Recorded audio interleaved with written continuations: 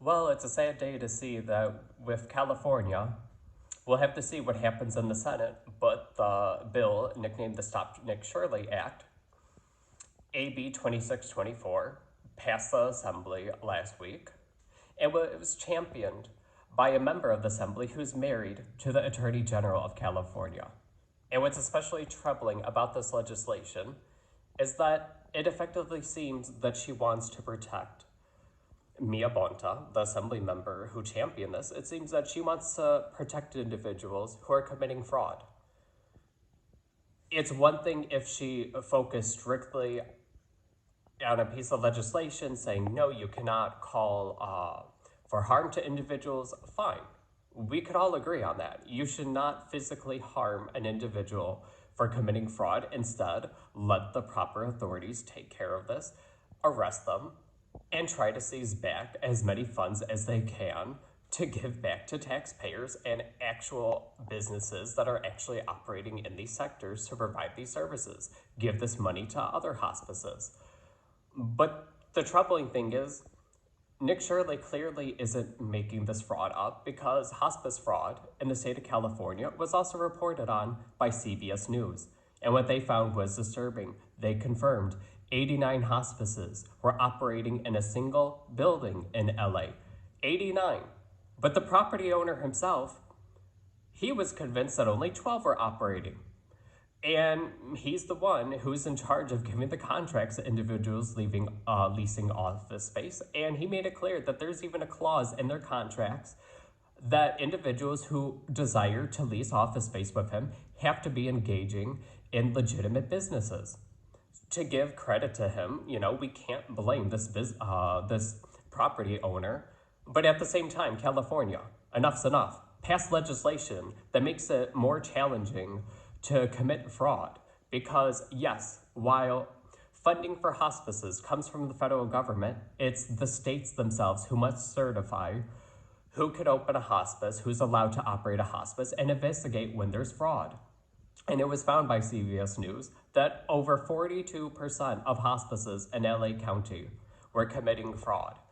That LA County has over 6 times the typical number of hospices for a specific area within the United States. That while the typical hospice bill for a patient within the United States, paid for by taxpayers, typically comes out to $13,000, in LA County, wow, would you look at that? This figure magically turns into $39,000. And instead of punishing this fraud, Mia Bonta, married to the Attorney General Rob Bonta, who he's supposed to look at fraud, she seems to be wanting to cover fraud and making it easy for people to slip away because she wants to punish people for publishing details on social media, which, to be frank, we shouldn't have an issue having published. When a business publishes a number that you should be able to call in order to enroll a potential patient into a hospice, that's a public phone number.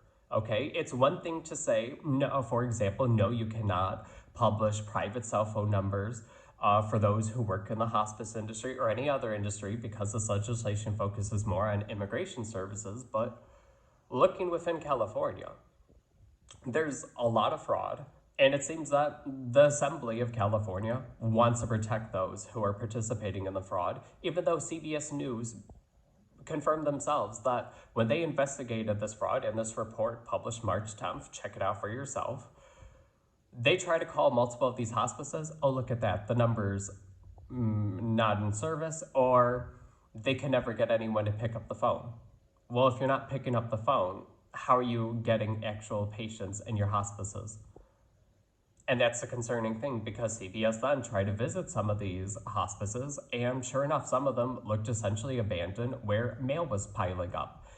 And they also did confirm that some of these hospices, that even though they're continuing to bill the state of California, taking federal funds away from other hospices, some of these hospices who are still sending bills haven't been seeing patients since 2024.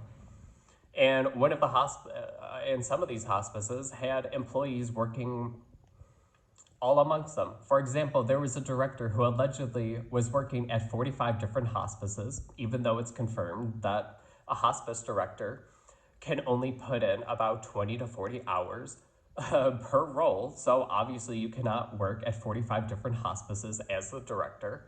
But it was concerning that they found that 75 individuals found listed as working at hospices.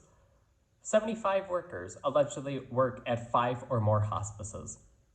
So there's all this fraud, and yet California wants to punish individuals who are trying to look into this fraud and punish journalism into protecting taxpayer money. So, Californians, ask yourself, do you want to reelect politicians who would even consider passing such abhorrent legislation? Or do you want to vote them out and get politicians who are actually concerned with providing services to the people, but also making sure that they do not burden taxpayers? Californians, it's up to you to decide what you want to do.